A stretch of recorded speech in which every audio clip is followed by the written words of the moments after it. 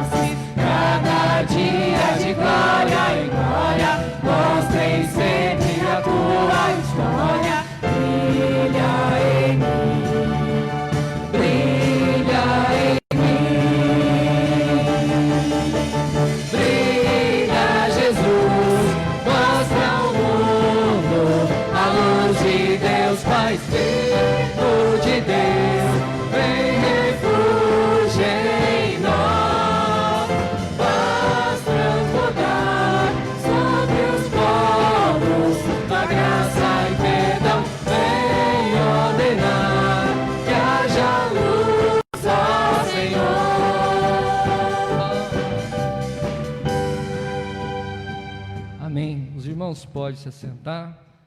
Convido a você também a baixar sua cabeça. A gente vai estar fazendo uma oração nesse momento. Santo Deus, nós agradecemos o Teu nome, ó Pai, Te bendizemos, ó Pai, por estarmos novamente aqui, iniciando mais uma semana, nesse momento de louvor, de culto, ó Pai, e nossos corações se alegram, ó Pai, na Tua presença, ó Pai, porque o Senhor está dentro dos nossos corações. Nós Te pedimos, ó Pai, venha nos abençoar, ó Pai, venha brilhar em nós, na vida de cada irmão que está aqui, também do irmão que está assistindo na sua casa, ó Pai, que o Senhor possa estar alcançando essa vida também. Nós oramos no precioso nome de Jesus. Amém. Amém. Convido os irmãos também a abrir as suas Bíblias, quem trouxe suas Bíblias, no Salmo número 1, Salmo 1, Salmo capítulo 1. A Luísa vai estar fazendo a leitura desse Salmo, e gostaria que os irmãos estivessem acompanhando também nas suas Bíblias ou no seu aplicativo. Amém. Felizes são aqueles que não se deixam levar pelos conselhos dos maus, que não seguem o exemplo dos que não querem saber de Deus e que não se juntam com os que zombam de tudo que é sagrado. Pelo contrário, o prazer deles está na lei do Senhor, e nessa lei eles meditam dia e noite. Essas pessoas são como árvores que crescem na beira de um riacho. Elas dão frutas no tempo certo e as suas folhas não murcham. Assim também, tudo o que essas pessoas fazem dá certo. O mesmo não acontece com os maus. Eles são como a palha que o vento leva. No dia do juízo, eles serão condenados e ficarão separados do que obedecem a Deus. Pois o Senhor dirige e abençoa a vida daqueles que lhe obedecem. Porém, o fim dos maus são a desgraça e a morte. Amém. A versão um pouco diferente, mas que Deus possa estar falando ao seu coração também. E nesse momento nós vamos estar cantando o hino e convidar novamente, com gentileza, os irmãos se colocarem em pé, a gente cantar de manhã, despertar também do sono, para a gente cantar esse hino da nossa igreja, Deixa o Sol em Ti Nascer.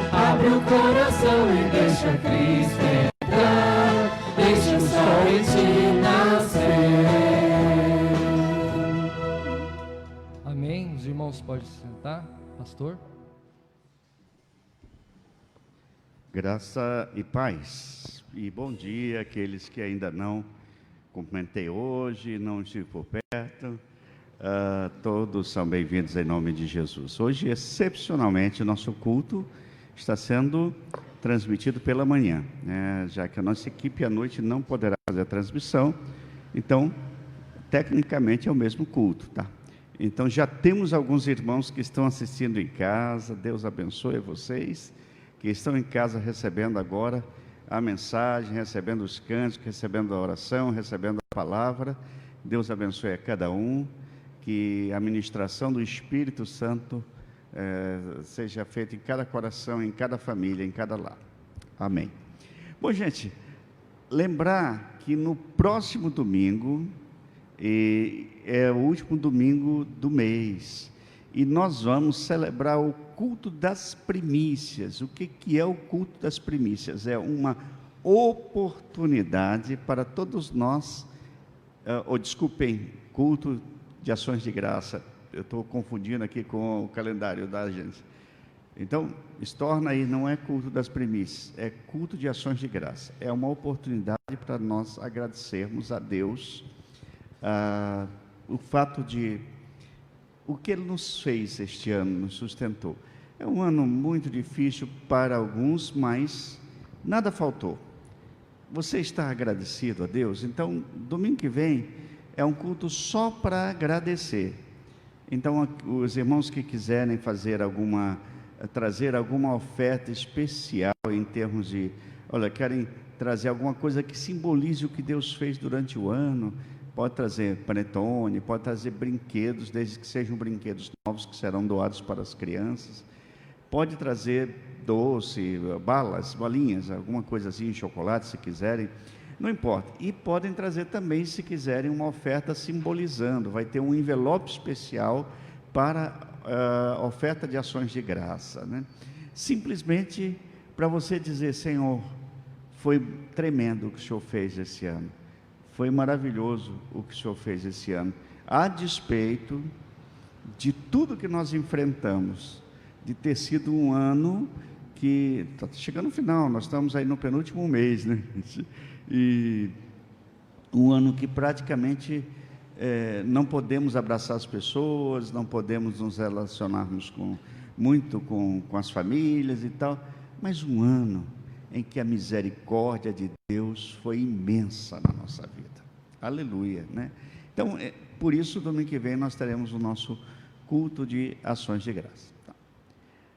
Outro aviso é que, se você quiser o seu envelope, o envelope está ali no final, é só pedir para o Enoque, e os envelopes estão, aqueles que são contribuintes, vão e retornam, já assinados pela tesoureira, e estão ali atrás. E se você vai fazer alguma contribuição também, o gasofilaço fica ali atrás também. Tá?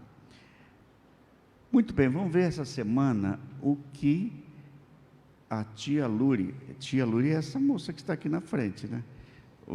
Hoje ela está cuidando da nossa transmissão, né? E o que a tia Luri contou para as crianças essa semana? Nós temos cada vídeo criativo. Esses dias eu tenho visto que as tias estão fazendo, e é para que edifique as nossas crianças e adultos também, né? Porque tem sido bem feito, para a glória do Senhor. Vamos ver então. Tudo bem? Eu sou a tia Luri e hoje vim contar mais uma historinha aqui para vocês. E a nossa história de hoje é sobre Zaqueu. E a nossa história se encontra na Bíblia, em Lucas capítulo 19. E a Bíblia diz que Zaqueu morava em Jericó e era um homem muito rico. Zaqueu também era um homem de baixa estatura, ou seja, Zaqueu era pequeno, era um homem baixinho. E como eu disse, Zaqueu era muito rico. Zaqueu era cobrador de impostos, ele cobrava dinheiro das pessoas. E naquela época, os publicanos, que são os cobradores de impostos, eles cobravam um pouquinho de dinheiro a mais. Ou seja, a pessoa devia um valor. Eles iam lá e cobravam um pouquinho a mais das pessoas. E por isso, Zaqueu era muito rico. Zaqueu e aqueles homens só pensavam em dinheiro. O coração de Zaqueu e daqueles homens só queriam dinheiro, dinheiro, dinheiro, dinheiro. Eles só pensavam em dinheiro. Olha só, o coração deles só queria dinheiro. Por isso que eles cobravam, um pouquinho a mais das pessoas. Mas um dia, sabe o que aconteceu? Jesus foi passar pela cidade onde Zaqueu morava, que era Jericó. E Jesus, quando chegou nessa cidade, tinha muita gente nessa cidade. Sabe por quê? Porque todo mundo queria ver Jesus, todo mundo queria ver os milagres, todo mundo queria ver Jesus falar. E Zaqueu também queria ver Jesus. Só que Zaqueu, como eu falei, era um pouquinho baixinho. Então ele se esticava, mas não conseguia de jeito nenhum, porque ele era muito baixinho. Ele ficava lá atrás das pessoas e não conseguia chegar até Jesus. Então Zaqueu teve uma grande ideia. Sabe o que ele pensou? Ele falou assim: já sei, eu vou subir numa árvore e quando Jesus passar, eu vou conseguir ver ele. E foi isso que Zaqueu fez. Ele correu na frente de todo mundo. E quando ele viu que Jesus estava se aproximando, ele rapidamente subiu numa árvore e ficou lá em cima querendo ver Jesus. E foi isso que aconteceu. Quando Jesus se aproximou, Zaqueu viu Jesus, ele conseguiu ver Jesus direitinho. E Jesus também viu Zaqueu. Sabe o que Jesus falou? Ele olhou para cima e falou: Zaqueu, desce depressa daí, que hoje eu vou ficar na sua casa. Jesus ia ficar na casa de Zaqueu e ele chamou Zaqueu pelo nome. Jesus sabia o nome de Zaqueu. Ele sabe de todas as coisas. Ele sabe o meu nome, ele sabe o seu nome, ele sabe de tudo. E a felicidade de Zaqueu?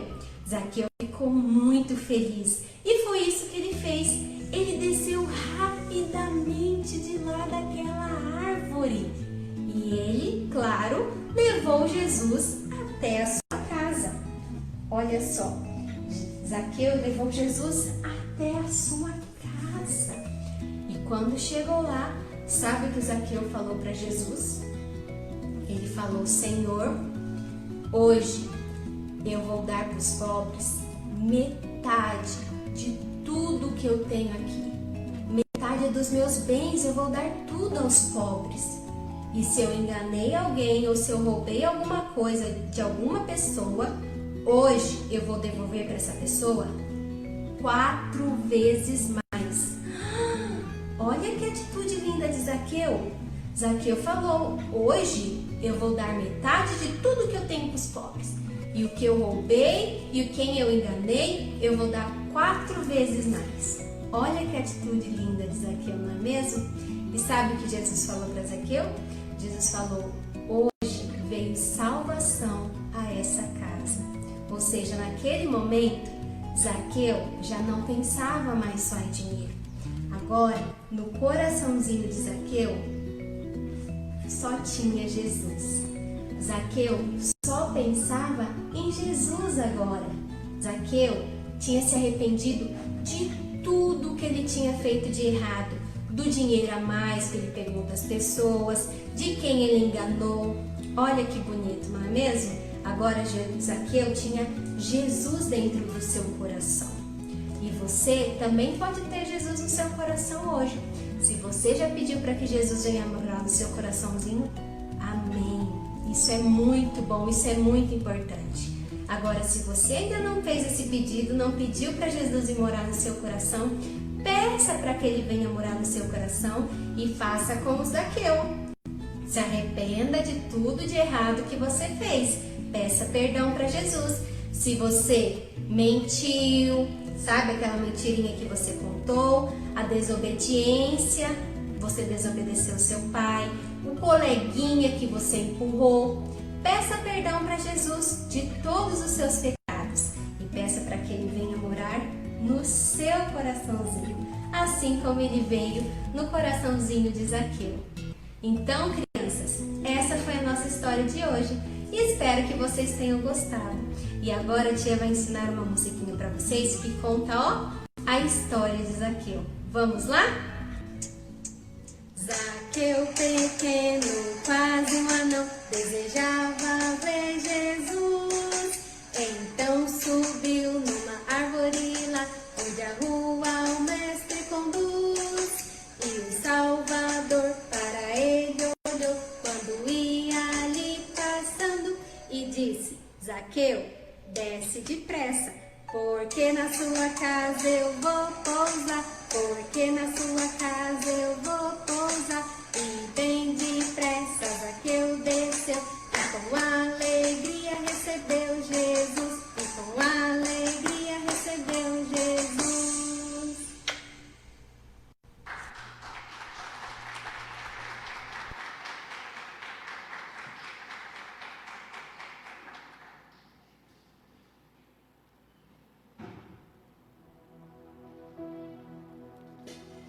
Convidar novamente os irmãos a se colocarem em pé.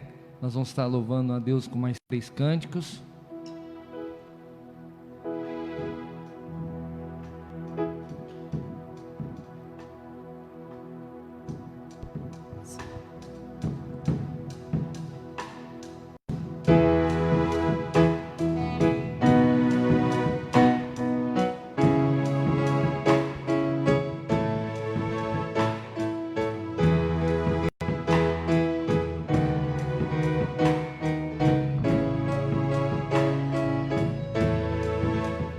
Eis-me aqui, outra vez, diante de ti.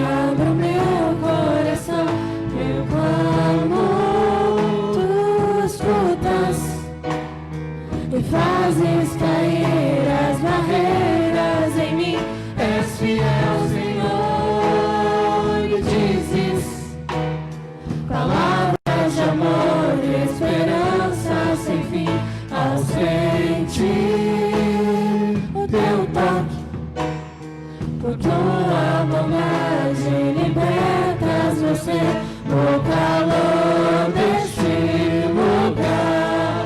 Eu venho me derramar, dizer que te amo, me derramar, dizer que preciso, me derramar, dizer que sou grato, me derramar, dizer que és famoso.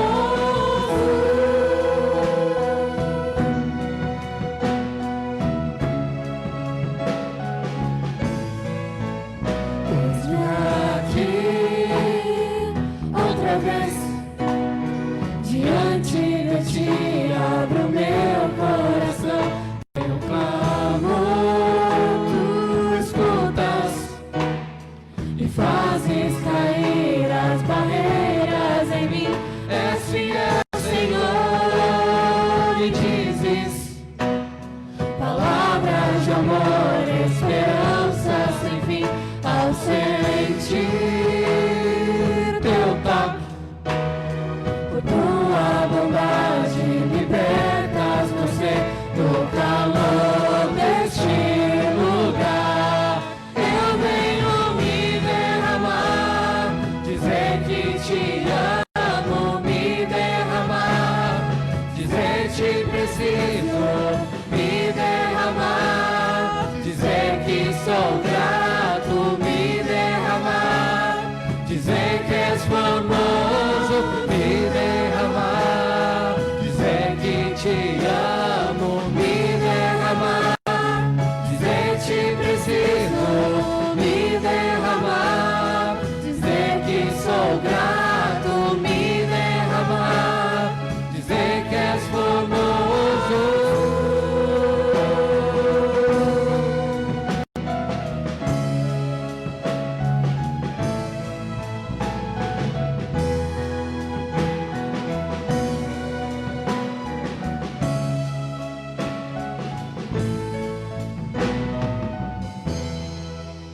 Amém, glória a Deus. E essa próxima canção fala que Jesus é o único caminho a ser seguido. Enquanto o mundo lá fora busca meios para a felicidade, nós cremos que o único caminho que nos leva à salvação é Jesus. E nós vamos cantar essa canção, é uma canção bastante animada. Espero que os irmãos possam estar colocando a sua alegria também em gratidão a Deus através desse cântico também.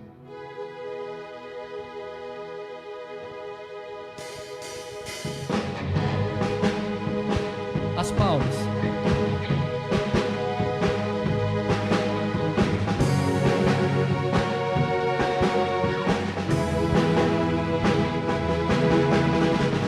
Minha vida te entreguei, eu preciso só de ti.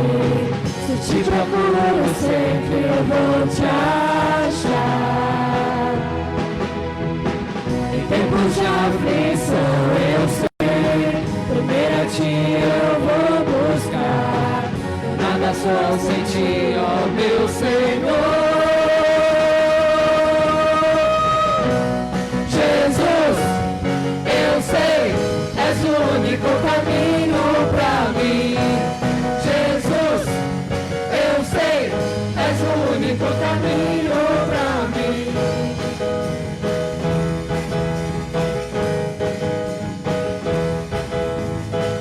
Tu estás sempre a cuidar, em todo tempo e lugar.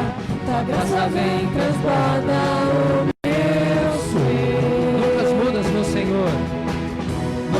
mudas, meu Senhor, ontem, hoje o mesmo amor, pra sempre, sempre, até não ter fim. Jesus, eu sei, és o único caminho pra mim. Jesus, eu sei, és o único caminho pra mim. Jesus, eu sei, és o único caminho pra mim. Jesus, eu sei, és o único caminho pra mim. Vida, caminho, verdade és, vivo pela fé em frente, Senhor. Eu Vivo só pra ti. Vida, caminho, verdade és. Vivo pela frente, Senhor. Eu Vivo só pra ti. Eu vivo só. Vida, caminho, verdade és. Vivo pela frente, Senhor. Vivo só pra ti. Vida, caminho, verdade és. Vivo pela frente, Senhor. Vivo só pra ti.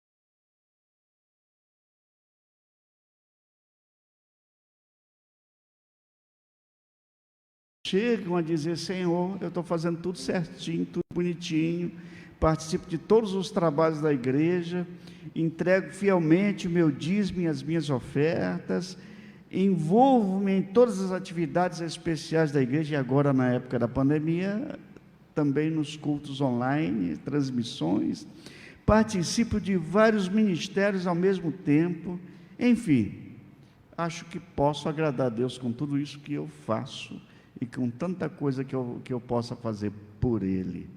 Mas a verdade, no final, a pergunta continua: o que realmente Deus quer de mim? O que realmente Deus espera de mim?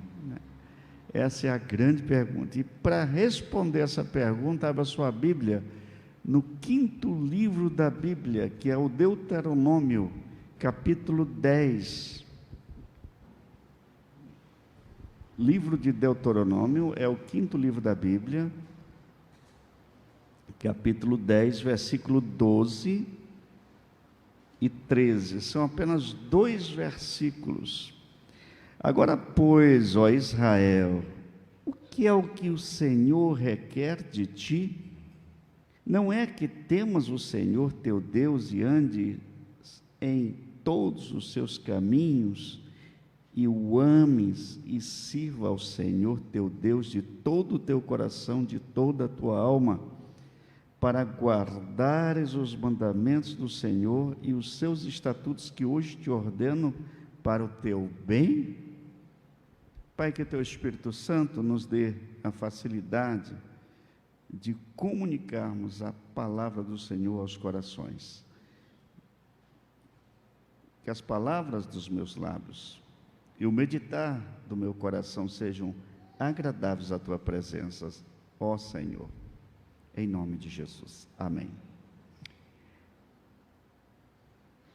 Deus já havia dado os mandamentos, os 10 mandamentos, e uma série de mandamentos cerimoniais, as quais deviam cumprir o povo de Israel, Parece-me que era muito fácil eles se confundirem entre tantas normas e tantos ritos, e tantos mandamentos, e perderem o foco da vontade de Deus. A grande verdade é que o Deuteronômio é um livro que fecha um período, porque possivelmente ele foi escrito por Moisés, e ele fecha um período de 40 anos de trajetória do povo no deserto. Agora Moisés, ele olha para o futuro e ele sabe que ele não entraria na terra prometida, mas Deus tinha dito: você só vai contemplar, mas você não vai entrar na terra prometida. Isso era um acerto de Deus com Moisés, tá? E Moisés já está idoso, aí com 120 anos. Moisés, ele passa um período então de 40 anos com aquele povo liderando. Então ele era uma espécie de imagem de uma liderança positiva, um homem que muitas vezes foi questionado. No entanto, a grande verdade é que o povo seguiu o que Moisés falava, porque Moisés tinha uma autoridade dada por Deus. Só que agora as coisas não estão boas, porque Moisés já está idoso e próximo à sua morte, que logo a seguir vai acontecer, e ele resolve então fazer 3 discursos, e o Deuteronômio é este livro formado por esses 3 discursos que eu vou chamar de sermões. É uma revisão de tudo aquilo que ele havia ensinado para o povo, e que Deus tinha dado ao povo, e que ele resolve reensinar. Olha, ele tem um dado momento que ele fala: olha, essa lei do Senhor vocês têm que falar pelo caminho, escreve nos umbrais das portas, e ensina a geração mais nova essa lei do Senhor, esses mandamentos do Senhor. Então, o Deuteronômio é uma maneira de Moisés reorganizar teologicamente tudo aquilo que eles haviam aprendido durante 40 anos. E agora, ele quer fixar esse ensino através desses sermões que ele prega. E é claro que esse versículo que nós lemos pertence ao 2º discurso de Moisés, que está justamente depois dele revisar os mandamentos, ele diz: agora, pois, Israel, é que o Senhor requer de ti, não é que temas o Senhor teu Deus e andes em todos os seus caminhos e ames e sirva ao Senhor teu Deus de todo o teu coração, de toda a tua alma, para guardares os mandamentos ao Senhor e os seus estatutos que hoje te ordeno para o teu bem. Então ele está chegando ao ápice do seu discurso. Ele disse, é como se ele dissesse: olha, gente, tem um segredo. A partir de agora, eu sei que Deus vai me levar, mas tem um segredo para manter a vida equilibrada, tem um segredo para manter uma vida com Deus, um relacionamento positivo com Deus, e esse segredo é o que Deus espera de vocês. Então, a partir daí, eu quero pensar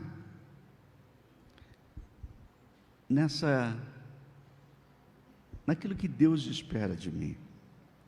Em primeiro lugar, Deus espera de mim não é uma fórmula religiosa, não é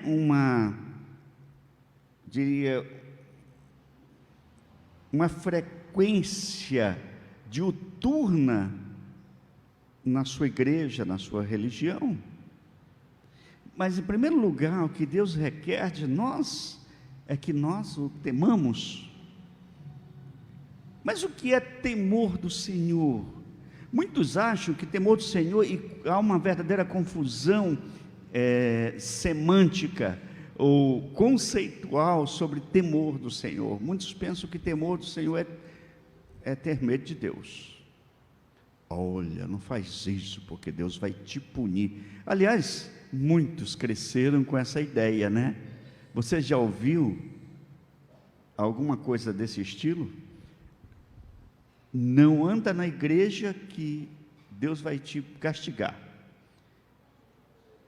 Não briga na escola porque Deus vai te castigar. Já ouviram alguma coisa assim? Gente, quem tem uma teologia de Deus como uma espécie de policial onipresente, sempre ensina desta forma. E é claro, durante anos você cresce com aquela concepção, aquele conceito, e quando você chega à fase adulta, aí vem os seus filhos, você se casa, tem os seus filhos, e de repente você se flagra olhando para Deus da mesma forma. Eu era pastor numa igreja, alguns anos atrás, e tinha um garotinho que era daqueles plugado no 220, conhece essa história, né? E eu já fui criança, gente. Há crianças que ficam sentadinhas do lado da mãe, do lado do pai, isso é perfeito.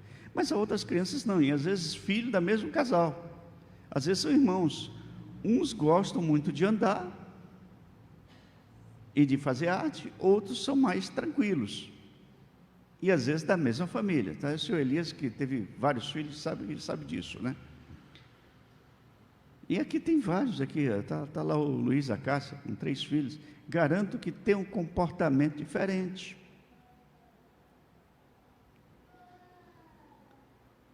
E eu era pastor de uma igreja, então, um garotinho desses saiu correndo lá, e a mãe foi atrás, tudo envergonhada e tal. E aí ele foi lá para o lado do bebedouro, não era como aqui, né? E escorregou lá. Alguém deixou cair água e escorregou. E aí veio aquele choradeira e tal. E eu me recordo da mãe dizendo assim: foi castigo de Deus. Depois eu chamei aquela irmã lá e disse assim: não foi castigo de Deus, não. Foi descuido de quem deixou água cair no chão. Não foi castigo de Deus. Deus não puniu o teu filho porque ele é normal. Ah, mas ele não está se comportando na igreja. Uma outra igreja onde eu fui pastor, tinha uma menininha que sentava com a mãe assim, e ela subia na janela. E um dia uma diaconisa chegou para mim: o senhor precisa fazer alguma coisa. Eu falei: o quê? Proibir de trazer a criança na igreja. Eu falei: como? Não entendi.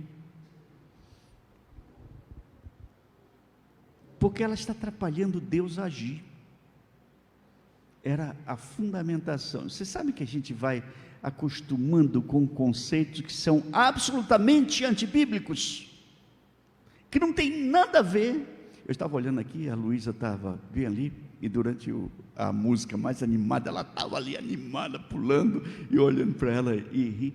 Gente, que belo, é dela. Louvado seja Deus. Louvado seja Deus, porque ela tem essa saúde e essa alegria. Ela sente prazer em fazer isso, como outras crianças. Eu lembro uma vez a Esther quis preparar uma música, uma coreografia, diante do espelho ela preparou, é dela, e fez na igreja, é dela isso, e vai dizer que não é de Deus, é o Espírito Santo de Deus que motiva essa criança a fazer alguma coisa para Ele. Temer ao Senhor não é definitivamente ter medo de Deus. Temer ao Senhor, e aí eu tenho alguns conceitos. Em primeiro lugar, nós poderíamos conceituar que o temor de Deus não é esse medo de um Deus tirano ou de um ditador, mas devemos temer a sua ira, devemos temer realmente interiorizar, encarnar o pecado, porque Deus é Deus santo, é ter uma reverência para com Deus. Temer a Deus é absoluta reverência e admiração por um Deus todo-poderoso, o Criador de todas as coisas. Ele é santo, Ele é santo, Ele é tremendo, e Ele é Deus presente conosco. Eu gosto muito do conceito de um escritor, de uma escritora chamada Joy Danson, que escreveu o livro Intimidade no Temor do Senhor. Eu anotei aqui algumas conclusões do livro, e Joy Danson, ele coloca duas coisas sobre essa intimidade no temor do Senhor. Em primeiro lugar, tem a ver com o reconhecimento de quem Deus é. Deus é Deus. O Salmo 33, 8 e 9 diz que Ele deve ser temido pela sua soberania, pelo seu poder, pela sua autoridade, etc. Deve haver confiança em sua palavra infalível. Quanto mais reconheço, mais o temo. Em segundo lugar, Joy Danson, ele analisando ainda em intimidade no temor de Deus, ele diz que tem a ver com a forma como ele trata o pecado. Provérbios 8:13 diz: temer o Senhor é odiar o mal, ou seja, é olhar para o pecado com a mesma repugnância que Deus olha, é sentir o que Deus sente em relação a ele, em relação ao pecado. Já que Ele é santo, tem tudo a ver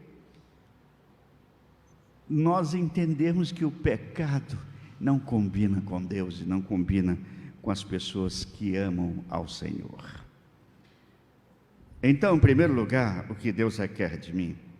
Deus requer de mim que eu tema o Senhor com toda a minha força. Em segundo lugar, que eu ande nos seus caminhos. Noutras palavras, que sejamos santos. Lá em Levítico 19, 2, e a mesma coisa acontece em 1 Pedro 14, 16, a expressão, sede santos, porque eu sou santo. Olha, Lorival está assistindo, né? Eu vi agora há pouco. Lorival, não tem nada a ver com o time de futebol seu, tá? Quando a Bíblia diz que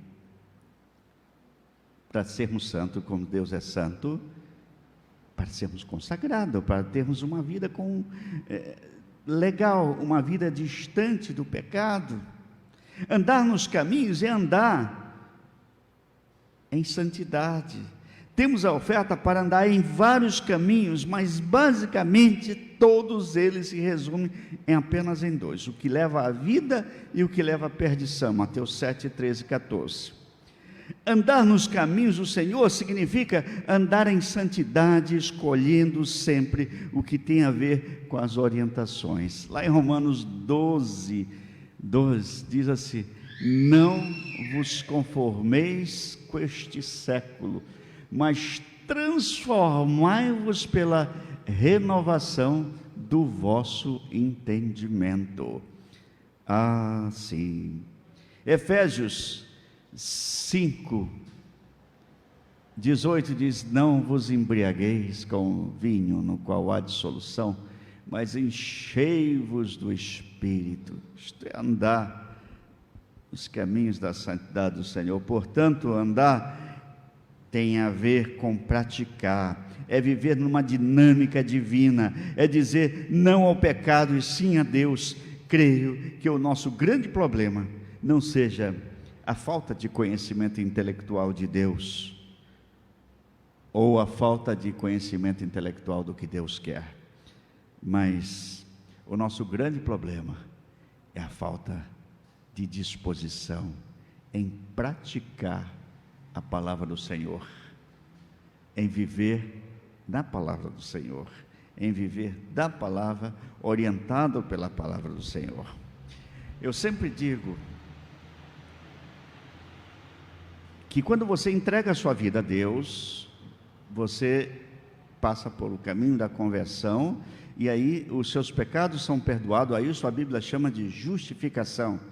Toda a justiça, tudo aquilo que, toda aquela dívida espiritual que estava sobre o seu ombro, Deus perdoa. Isso é perdão, isso é justificação. Quando você começa a crescer na igreja, começa a entender as coisas do Senhor, começa a ler a palavra, e aí você começa um processo chamado santificação, que é crescimento espiritual. Ter uma vida santa quer dizer ter, olhe lá, preste bem atenção, mais de Cristo e menos do Ari, mais de Cristo e menos do Jaime, mais de Cristo e menos da Kelly, mais de Cristo e menos da Carla, menos da Mayra, mais de Cristo e menos do Luiz, menos da Cássia, mais de Cristo. Isso é ter uma vida santa. E aí você diz que você nunca para de crescer espiritualmente, porque a santificação nunca para de acontecer na vida espiritual. Você tem que estar crescendo. Bom, olha lá, o que Deus requer de mim, em primeiro lugar, é que eu tema o Senhor. Em segundo lugar, é que eu ande nos caminhos do Senhor. Mas em terceiro lugar, é que eu o ame. Eu tenho quase certeza que se perguntar a qualquer dos presentes se os irmãos amam a Deus, e se eu fizer essa pergunta, uma enquete na internet ou nas redes sociais da igreja, e perguntar: você ama a Deus? Milhares de pessoas responderiam: eu amo o Senhor. Mas sabe o que é que diz? Lá em João 14, 21, que aquele que ama deve obedecer os mandamentos do Senhor. E agora eu pergunto: você obedece os mandamentos do Senhor? Eu diria: os mandamentos não cerimoniais, mas os mandamentos morais, os mandamentos que implicam a sua mudança de comportamento. Eu tenho quase certeza, mas creio também que a maioria tem a dificuldade de demonstrar esse amor a Deus.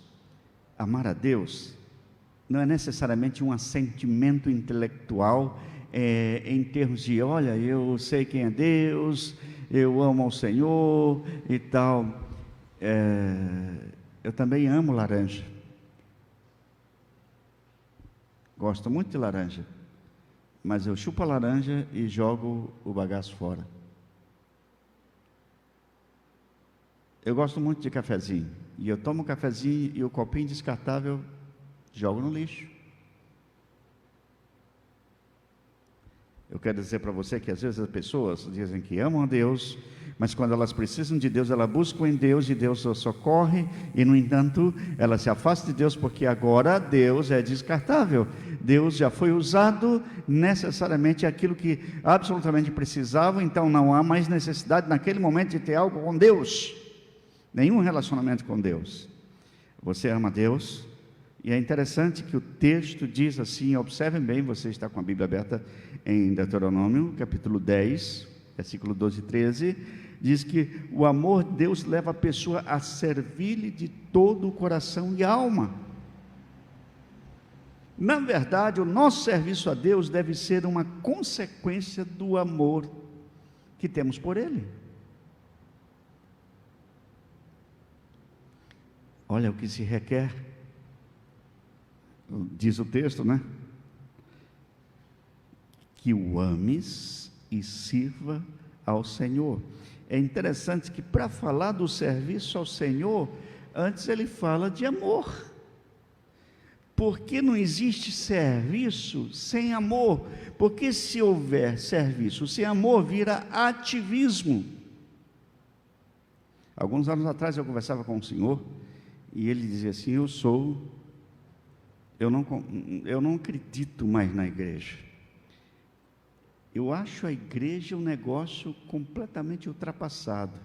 Sei que a Bíblia também está ultrapassada. E ele dizia isso para mim com tranquilidade. Eu não acredito em muita coisa que a Bíblia fala. Ah, não? Pois para mim ela é a palavra de Deus. Deus falando ao homem através da sua palavra. Mas ele disse, mas eu não saio da igreja. Eu falei, eu não estou entendendo, porque ainda acho que é o melhor lugar que tem no mundo para eu estar com minha família. Eu não acredito em nada do que a igreja prega. Eu não acredito nem na Bíblia. E eu não acredito tanto em Deus assim. Mas ainda acho que a igreja é o melhor lugar do mundo. Eu diria que essa pessoa é absolutamente agnóstica. Ela não crê em Deus, mas ela se habituou a uma cultura, e é interessante, aquela pessoa em si, ela desenvolvia alguns cargos na igreja, aceitou alguns cargos na igreja e brigava por esses cargos, porque para essa pessoa aquilo era uma espécie de clube, e não uma comunidade de adoradores ao Senhor. A verdade, e a grande verdade, que o nosso serviço a Deus deve ser uma consequência do nosso amor a Ele, uma forma de nós falarmos o amor que serve como motivação para serviço. Eu tenho a plena convicção em afirmar que todo que ama a Deus o serve, mas nem todo que serve a Deus é porque o ama. Nesses meus 30 e poucos anos de ministério, eu tenho encontrado tantas pessoas que trabalham na igreja e dizem que servem a Deus, mas não amam ao Senhor. Muitos fazem por motivação errada, medo, barganha, obrigação. Eu aceitei esse cargo porque ninguém queria. Isso é o maior dos maiores absurdos, porque não tem ninguém que faça, eu vou fazer isto, mas eu não tenho motivação nenhuma. Em 1 Coríntios capítulo 13, o apóstolo Paulo diz que qualquer coisa que façamos deve ter como motivação primeiro o amor, senão não tem nenhum valor. Assim como o serviço, a obediência também é uma consequência do amor. E Jesus diz lá em João 14, 21, que aquele que ama obedece os seus mandamentos. E é interessante notar que esse texto declara que os mandamentos do Senhor é para o nosso bem. Ele é Senhor. E devemos obedecer a Deus. Mas quais são os seus mandamentos? Dirá alguém, e quais são os mandamentos do Senhor? Alguém certo dia perguntou a Jesus qual era o maior de todos os mandamentos, e ele respondeu: amar a Deus acima de todas as coisas e ao próximo com a si mesmo. Em Marcos 12, 29 a 32. Portanto, obedecer a Deus implica em amar a Deus, mais do que tudo isto, expressa o amor ao próximo. Lá no final de 1 João, no capítulo 3, versículo 16, diz: nisto conhecemos o amor, que Cristo deu a sua vida por nós, e devemos dar a nossa vida pelos irmãos. A essência do Evangelho é amor. A essência dos mandamentos do Senhor é amor. E é isso que Moisés está lembrando para o povo de Israel, e que nós hoje estamos lembrando para a Igreja de Cristo.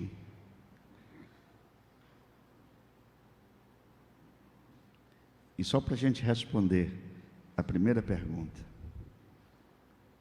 podemos dizer que o que Deus requer de nós é que nós nos relacionemos com Ele, e esse relacionamento está pautado em 3 coisas: temor, santidade e amor que serve. Diz o texto, e finalmente, a última frase do versículo, que o objetivo de vivermos uma vida de acordo com aquilo que Deus espera é para o nosso próprio bem. Não é para o bem de Deus, é para o nosso próprio bem. Que o Senhor confirme a palavra que meditamos essa manhã. Amém? Tem uma música para esse momento, e enquanto o pessoal estava ensaiando essa música, eu lembrei que é uma das favoritas da nossa irmã Elza, que está nesse momento assistindo. Um abraço, Elza e Lorival, vocês que estão assistindo. Aí a música que o nosso grupo preparou para a glória do Senhor.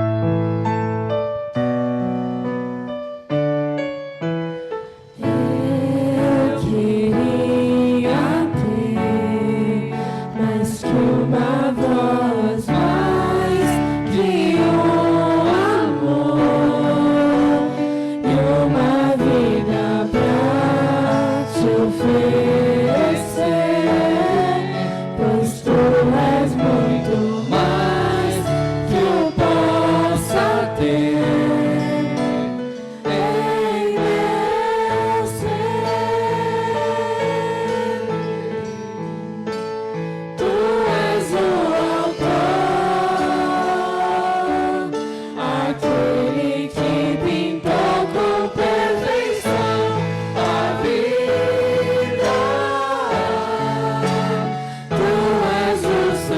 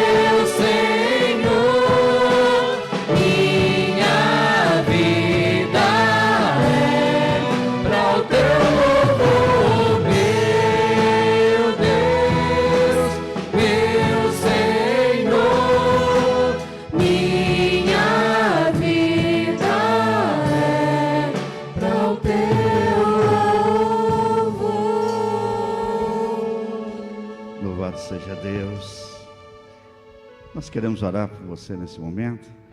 A Priscila acabou de pedir oração para uma tia dela que está com suspeita de câncer, vai fazer alguma biópsia essa semana e é um desafio. Vamos orar pela Dona Maria Aparecida, que Deus abençoe.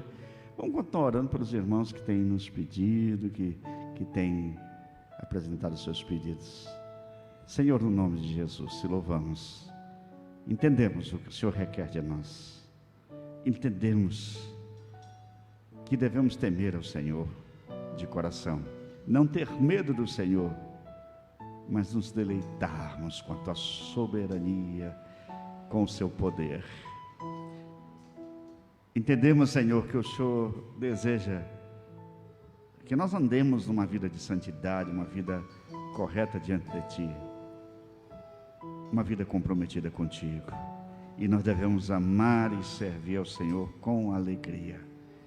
Em nome de Jesus, confirma a tua bênção sobre cada coração, sobre cada família, sobre cada pessoa que nesta hora recebe esta mensagem. Agora, em nome de Jesus, eu quero orar pelas famílias que aqui estão. Dispensa as tuas misericórdias, a tua graça, a tua bondade sobre cada coração. Dispensa a tua bênção, Senhor, sobre cada família. E agora, quando o Brasil se vê preocupado com as dificuldades próprias de uma segunda onda da Covid, misericórdia do povo brasileiro, ó Pai, e das famílias, que todos tenham responsabilidade diante de um para com o outro, em nome de Jesus. Agora, Senhor Deus, também eu quero abençoar a Dona Maria Aparecida. Eu sei que é um momento tenso, um momento difícil, mas pedimos a graça do Senhor, a intervenção do Senhor, que o Senhor acompanhe. É só o Senhor mesmo que pode fazer infinitamente mais do que pensamos ou de que pedimos. Agora também oramos pelo César, que o Senhor continue a recuperar, abençoar o César, a Elaine, em nome de Jesus. Também entra com a tua providência na vida do Lorival, com a cirurgia que ele precisa fazer, em nome de Jesus. Leva, Senhor Deus, a tua bênção nesse momento ao nosso colega, pastor Toninho, lá de Fernandópolis, que está na UTI com a Covid. Que o Senhor tenha misericórdia, ó Pai, em nome de Jesus. Também eu peço neste momento que o Senhor abençoe a Dona Terezinha, recupera a tua serva, cuida em nome de Jesus. Ó Deus, leva a tua bênção a cada coração, a cada família, despede o teu povo em paz, em nome de Jesus, amém. Que o Senhor nos abençoe, e que o Senhor nos guarde, que o Senhor tenha misericórdia de nós e que faça resplandecer seu rosto sobre nós, que o Senhor nos acompanhe, e que o Senhor nos dê a paz hoje até que Jesus Cristo venha, amém, amém. A Ele a glória, aleluia.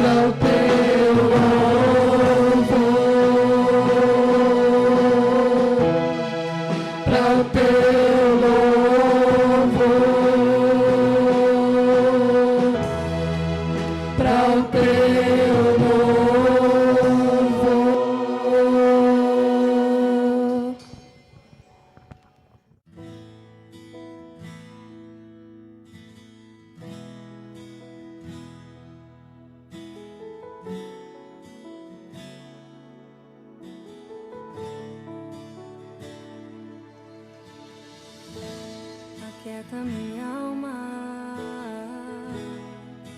faz meu coração ouvir tua voz.